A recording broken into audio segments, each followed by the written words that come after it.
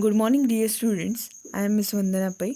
In today's lecture of the subject Principles of Business Management, we will be going through the point directing. We will see the concept and principles of directing. Okay, see, directing is one of the function which a manager is supposed to follow or perform. Okay, directing is the heart of management function. All other functions of management, such as planning, organizing, and staffing, have no importance without directing.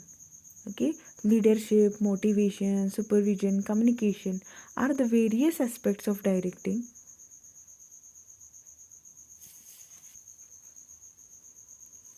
Okay, directing, yes, the manager is supposed to do directing.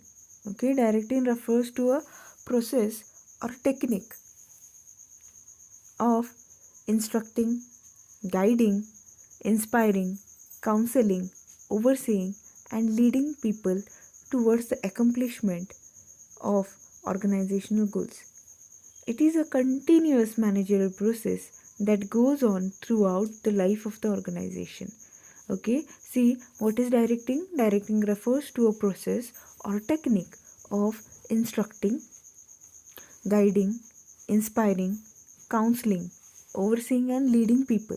Okay, this all things. Okay, this all things, that is instructing your subordinates, okay, or instructing your team members, guiding them, okay, inspiring them to work, okay, counseling in the sense, okay, whenever the persons or the people, these subordinates, they are confused, okay, whenever they are confused related some issue, or if they do have certain queries, okay, or if they face certain obstacles, certain barriers into performing the task, okay, here you need to do counseling, here you need to do counseling, okay, then overseeing and leading people, okay, see, here you are required to supervise the subordinates, okay, you are required to supervise the subordinates, okay, why? Unless until you supervise the subordinates, yes, they will not work, is it? Because, okay, there are two types of personality into your organization, okay, there are two types of personalities into your organization. Which are these two types? Okay, some of them they are included in X type, some of them they are included in Y type. Okay, see, X type of people, how they are? X type of people, they are very lazy, okay, and they need constantly someone's direction, okay, if someone is not supervising their work, surely they will not work, okay, they are lazy, okay, and they need to have 100% direction, or else they will not do the work, okay, such type of people you do find into your organization, and they are included in X type people, okay, and Y type people, see, exactly opposite to X type people, exactly opposite to the X type people. Y type of people, they are enthusiastic in nature, okay, these people they do work on their own, they don't need any type of supervision or direction, and if someone is directing them or supervising them, they will not like it, okay, they don't like such type of behavior, okay, so in your organization both this type of people they are in existence, and surely X type of people, they are inevitable into the organization. So if you don't supervise, if you don't direct, if you don't motivate these people, if you don't inspire, guide, oversee what they are doing and lead these people, okay, surely accomplishment of the organization goals will be quite impossible for you, okay. So whenever we consider directing, yes, directing is a continuous managerial process, okay, that goes on throughout the life of the organization, okay, see, directing is to be done in a continuous basis by whom? Yes, by the manager itself. So some of the characteristics of directing, what are the some of the characteristics of directing? See, directing initiates action, Okay, a directing function is performed by managers along with planning, staffing, organizing, and controlling in order to discharge their duties in the organization, while other functions prepare a platform for action. Directing initiates action. Okay, see, in directing, what is done? The action is initiated. Okay, see, a platform is prepared through which actions can be conducted. Okay, then it is a pervasive function. Okay, directing takes place at every level of the organization. Okay, means it is inclusive of all. Wherever there is a superior subordinate relationship, directing exists, as every manager provides guidance and inspiration to his subordinates. Okay, so directing function is pervasive in nature, it includes all. Okay, wherever you do find superior and subordinate, at that time directing does it exist. Okay, see, then it is continuous activity. Okay, continuous activity. Yes, today you directed someone and tomorrow you are relaxing. Okay, this is not entertained, this will not be entertained into management. Okay, so it is continuous function, as it continues throughout the life of the organization irrespective of the changes in the managers or employees. Okay, so whenever we consider directing, okay, you should be able to have continuity into your direction. Okay, into directing your subordinates. Okay, then descending order of hierarchy. Okay, directing flows from top level of management to the bottom level. Every manager exercises this function on his immediate subordinate. Okay, see, whom do we direct? Okay, we direct someone who is our subordinate, right? Whom do we direct? Yes, we direct someone who is our subordinate. Okay, so the flow of directing function, it is from top level to bottom level. Okay, what you do is you direct your subordinate, right? Okay, then human factor. Okay, since all employees are different and behave differently in different situations, it becomes important for the managers to tackle the situations appropriately. Thus, directing is a significant function that gets the work done by the employees and increases the growth of the organization. So, human factor is included in directing. Okay, what you are required to do?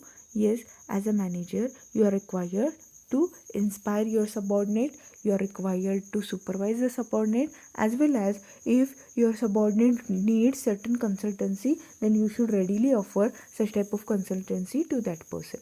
Okay, this all things they are included in directing itself. Now, whenever we consider directing, okay, what is the definition of directing? Let's see. Okay, the definition is provided by a well-known thinker Kuntz and O'Donnell. Okay, in which they have what they have said. See, okay, directing is a complex function that includes all those activities which are designed to encourage subordinate to work effectively and efficiently in both short and long run. Okay, see, in directing, what is done?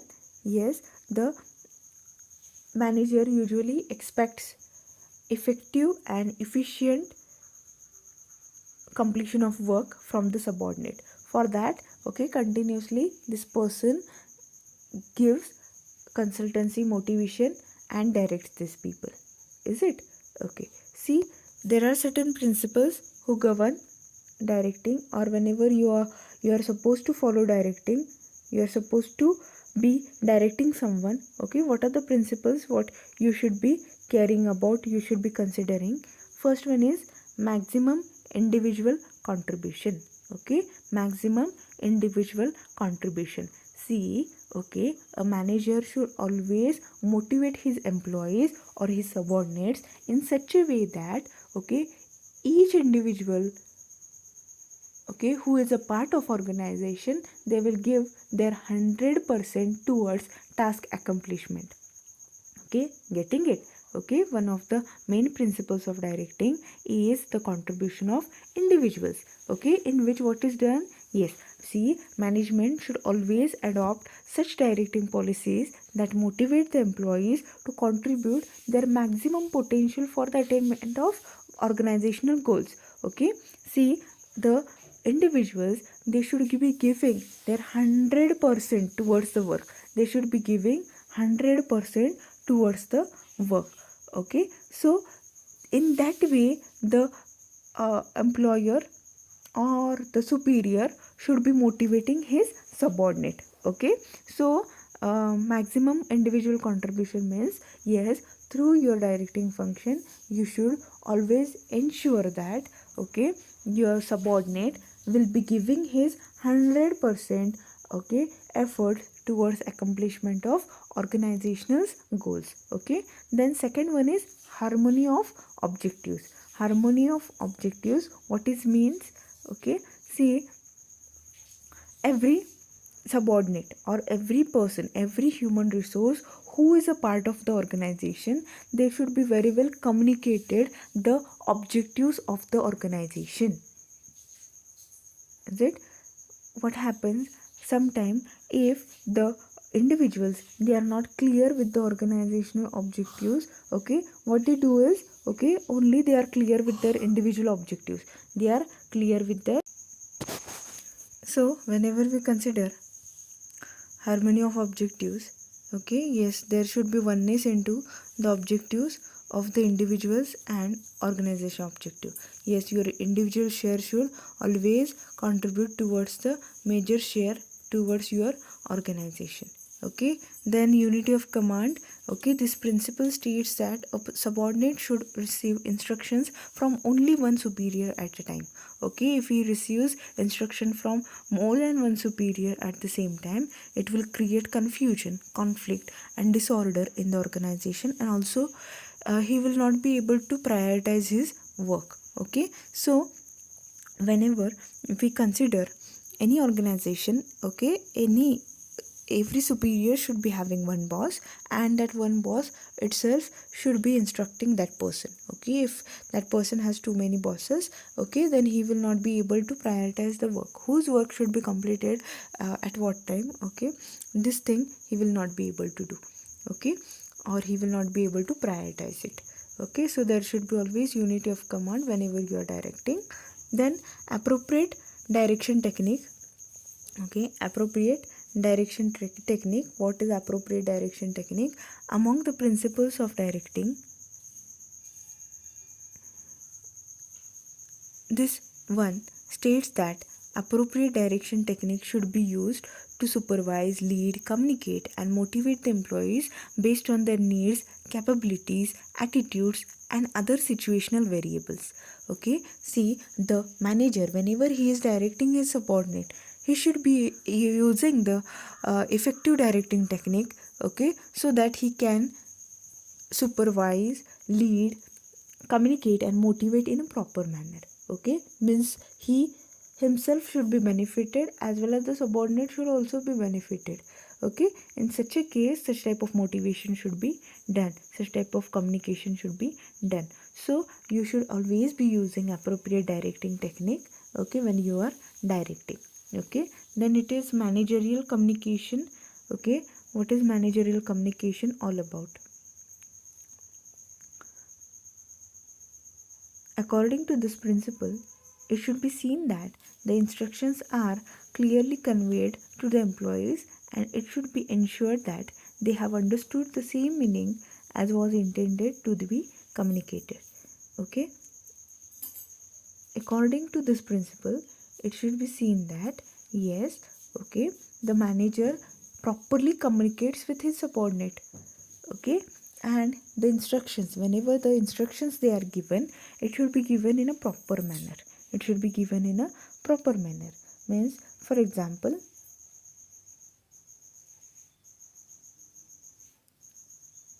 okay, if some task is to be communicated or some do's are and don'ts are to be communicated to the subordinates, okay, clearly in simple words, they should be communicating with the subordinate so that it is quite understandable for the subordinate to follow those instructions. Okay, or else what will happen? Yes, due to miscommunication there can be clashes. Okay, use of informal organization. Within every formal organization there exists an informal group or organization. Okay, the manager should identify these groups and use them to communicate information. There should be a free flow of information among the seniors and the subordinates, as an effective exchange of information are really very important for the growth of an organization. Okay, see, whenever we consider any organization, you do find certain informal groups into such type of organization. Yes, surely informal groups, they do exist into your organization. If you are a manager and if you want to communicate something to the group, okay, what you can do? Yes, you can highlight one of the person from that group who will effectively communicate other subordinates. Is it so? What you can do? Yes, surely, first of all, what you should be doing is you should identify such type of informal groups, and then you should, yes, communicate your addresses to them. Okay, then leadership. See, the manager should possess a good leadership quality to influence the subordinates and make them work according to their wish. It is one of the important principles of directing. Okay, see, whenever we consider leadership, okay, see, the manager should be a good leader. His quality should influence, his personality should influence the subordinates. Okay, he should be getting the work done as per his wish from his subordinate. So it is one of the important principle of directing. Then follow through. Okay, as per this principle, managers are required to monitor the extent to which the policies, procedures, and instructions they are followed by the subordinates. Okay, if there is any problem in implementation, then the suitable modifications can be made. Okay, see, the instructions, policies, okay, they are to be followed by the subordinates. Okay, and that should be communicated by the managers, and managers should always look after it that all the principles, policies are strictly followed by the subordinates. Okay, and if there is any problem in implementation, then the suitable modifications can be made. Okay, see, if the manager finds that the instructions, procedures, policies, they are not followed by the subordinates, okay, then he can easily find out why the instructions, procedures, policies, they are not followed, and if required, he can do certain modifications into such principles and policies.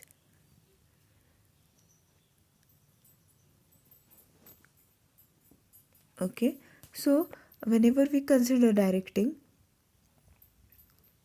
what is directing? Directing refers to a process or a technique of instructing, guiding, inspiring, counseling, overseeing, and leading people towards the accomplishment of organizational goals. Okay, it is a continuous practice which should be done by the management or manager throughout the life of the organization,